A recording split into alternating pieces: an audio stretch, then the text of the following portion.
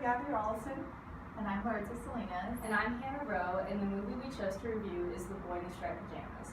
Now, to give you guys an idea of what this movie is about, it takes place in the heart of Nazi Germany and follows an 8-year-old boy named Bruno. Now, Bruno's father is a general, and he gets relocated to be near a concentration camp. And so one day, Bruno decides to disobey his parents and goes outside of their backyard and finds the concentration camp and a new friend named Schmoll. So the first issue we noticed when watching this film was the dehumanization of the Jewish population during this time.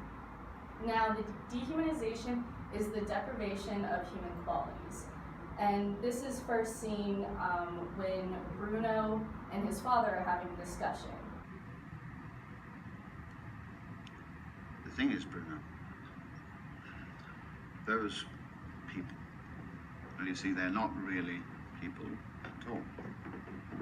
As seen from this clip, Bruno's father is trying to explain that the Jews aren't even really people.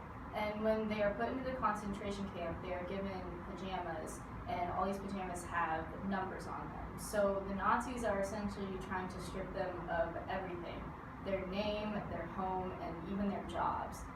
It could be worse than it looks. It isn't. How would you know? You're not a doctor. Yes, I am. No, you're not. You peel potatoes. Practiced as a doctor before I came here. Pavel could have been the best doctor in Germany or even in the whole world, but that wouldn't have mattered because he was a Jew, and so that automatically made him scum. This blind hatred is similar to what we saw in the Rwandan genocide between the Hutus and the Tutsis. So the Hutus were killing the Tutsis for no real reason aside from the fact that the Hutu government had told them that the Tutsis were evil. Now, the Germans were doing the exact same thing when they found out that the Jews were the cause of any problem that Germany was having, which obviously wasn't true, but that caused them to turn in their neighbors and even their friends to go to the concentration camps. Now, at the concentration camps, they had to do manual labor, but some of them were able to go and work in the Nazi generals' homes. But it wasn't really more of work, it was more they were the slaves for those people. Lieutenant Kotler. You fatty Jew! Filth!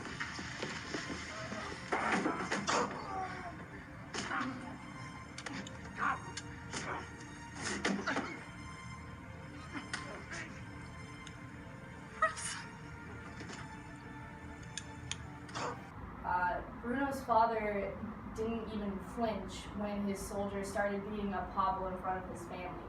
And if you look at the scene closely, it wasn't even Pavel's fault that the wine was spilled, but the soldier didn't care, obviously. Throughout this movie, we also see the concept of positionality. The idea that we are related to certain aspects of society based on our race, gender, social class, and age.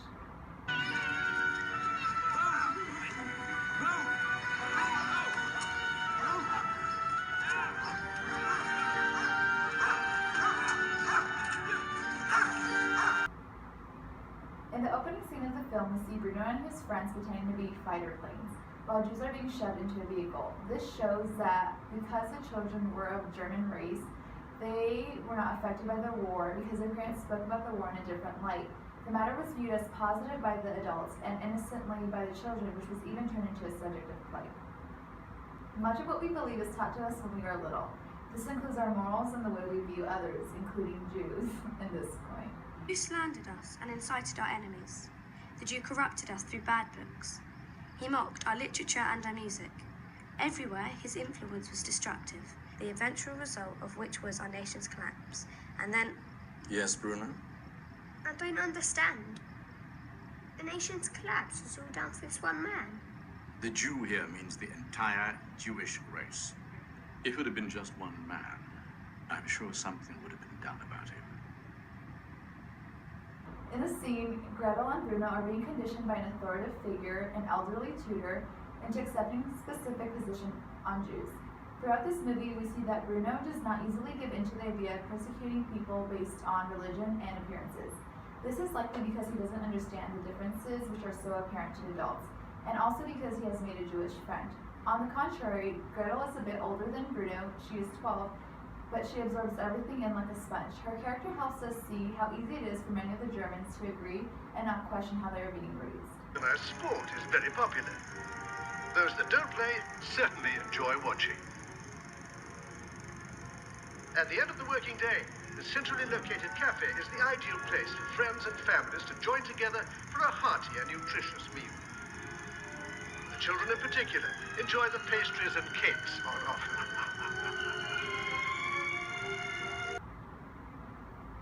Because of propaganda videos that portray the concentration camps in a fake, joyous outlook with music, bakery, and a fun time, it is apparent why some Germans didn't disagree with the war or with isolating Jews. Although there were few who disagreed, they went along because they didn't know of any inhumane harm which was being done to the Jews.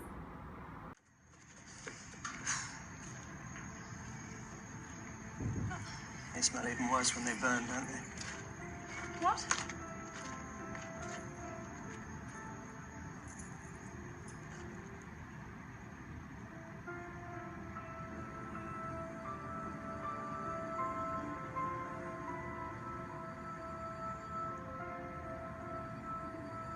Surely.